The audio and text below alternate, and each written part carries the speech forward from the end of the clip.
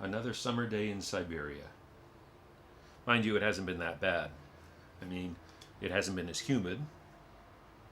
Rain's been moderate, and not that many mosquitoes. Still, it would have been nice if we could have gone to our favorite beach resort in Crete for the summer. But given the way the world is right now, I think just being in good health is enough of a holiday. Still, living in Russia, or more to the point, working in Russia, opens yourself up to a plethora of all sorts of surprises. One of them is passport issues, especially when your passport's about to expire before you can be issued another work visa. So what that means is I need a new passport, and I can take care of that one of two ways. I can go back to the States, which is quite expensive and is a long process, or I can go to one of the US government offices in the country. Obviously, there's the embassy in Moscow, and then there's two consulate general offices, one in Vladivostok, which is practically closer to Japan than it is to Moscow. And then there's Yekaterinburg, which is not too far away. And so, as it turns out, I had an unintentional holiday to a city I'd been to once before, but never really had a chance to do any exploring. And so that's what we did for about 4 or 5 days, because they had a lot of rain and a little more humidity than we've had here. But at the same time, it didn't keep us from enjoying the charm of Yekaterinburg, which was actually pretty cool. So we put a little film together and hope you like it.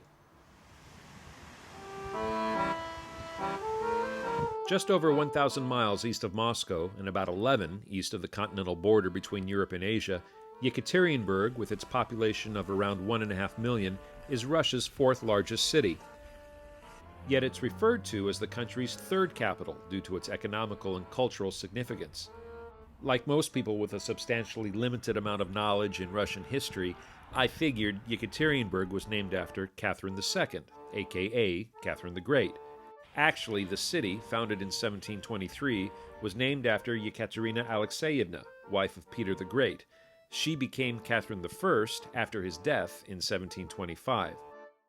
None of that really mattered after 1924, when the then Soviet government changed the city's name to Sverdlovsk in honor of the Bolshevik leader Yakov Sverdlov, a statue of whom still stands atop one of the many city parks opposite the Yekaterinburg Academy Theater of Opera and Ballet, what locals refer to as the Bolshoi Miniature.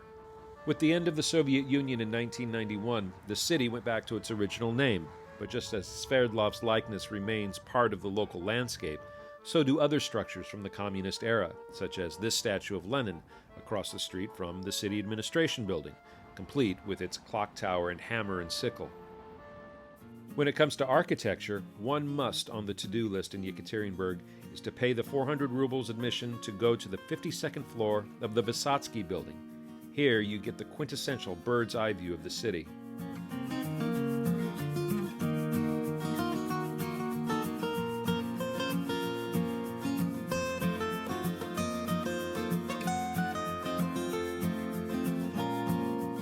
The skyscraper is also part of a complex which includes a hotel, supermarket, and other small shops. And as a bonus, your ticket to the top also gets you access to the museum dedicated to the life and work of the man the building is named after, Vladimir Vysotsky, one of the most beloved actors, poets, and musicians of Soviet times. None of the exhibits are in English, but it's obvious you're admiring a wide variety of mementos from Vlad's life. Modest things such as a sweater, chess set, or samovar, or not so modest like his Mercedes, which is parked in front of a life-size wax figure of the man himself.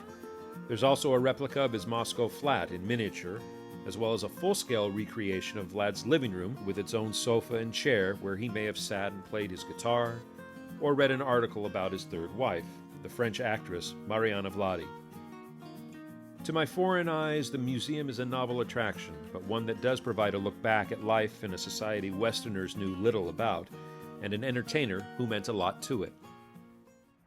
About a 10-minute walk from the Vysotsky building is the structure that prominently marks Yekaterinburg's significance in Russia's history, the Church on Blood in honor of all saints resplendent in the Russian land.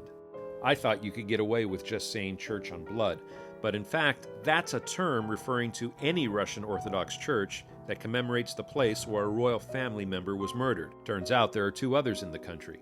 What makes this church on Blood so significant is that it was built on the site where Nicholas II, his wife, and their 5 children were executed by the Bolsheviks in 1918, thus ending the Romanov family dynasty, which had ruled over Russia for more than 300 years. Inside, the church is bright and impressive, yet there is obviously a solemn feel throughout the building, especially in the lower level with its darker setting. Yekaterinburg's role in Russian history isn't just the country's transition from a monarchy to communism, but also its switch from communism to democracy. The city is located in the same oblast, what we would call a state, as the village of Budka, birthplace of the Russian Federation's first president, Boris Yeltsin. In 2015, Yekaterinburg opened the Yeltsin Presidential Center. This modern, state-of-the-art complex has bookshops and clothing boutiques, but most notably, a museum that chronicles Russia's governmental history.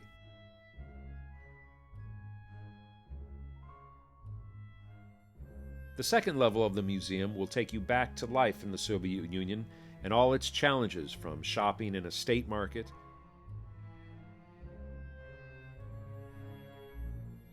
to getting what was popular on the black market.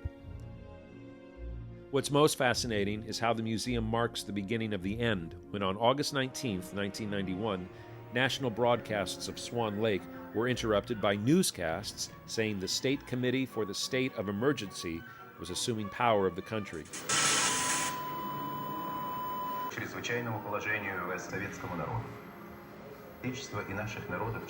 It's then you can walk from the mock Soviet-style flat into a room showing what happened in the days that followed, with amazing footage of the turmoil and triumph of Russia's history in the making.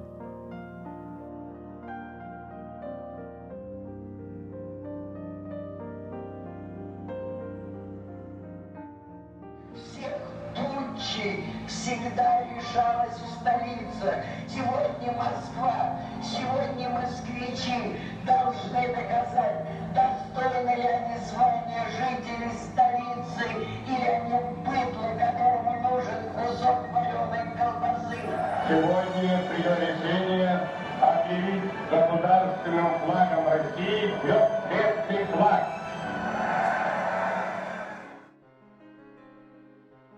One great characteristic I've discovered in every Russian city I've visited is how the banks of their rivers are made into ideal places for gathering. Yekaterinburg is no exception, with the Iset River practically splitting the city in two.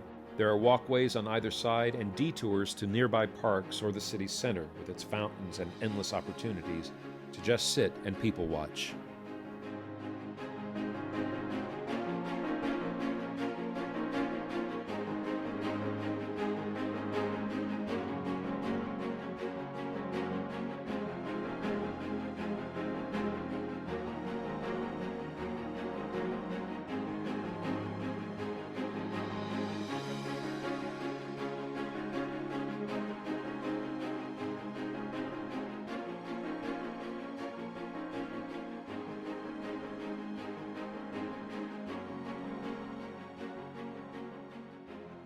Where Moscow or St. Petersburg get almost all the attention when talking about cities of notoriety in Russia, Yekaterinburg can claim its fair number of contributions in history, culture,